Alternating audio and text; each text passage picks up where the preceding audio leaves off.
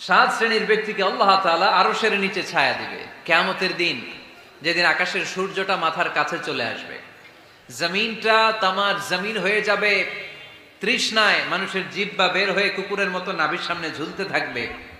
সূর্যের প্রচন্ড কিরণ আর তাপে মাথার মগজগুলো গলে গলে নাকের ছিদ্র আর কানের ছিদ্র দিয়ে ভাতের মাড়ের মতো টপ টপ করে বেয়ে বেয়ে পড়বে।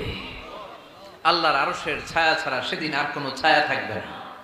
বিষ্ণু বললেন, সাত শ্রেণীর ব্যক্তিকে আল্লাহ তাআলা সেদিন আরশের নিচে ছায়া দিবে।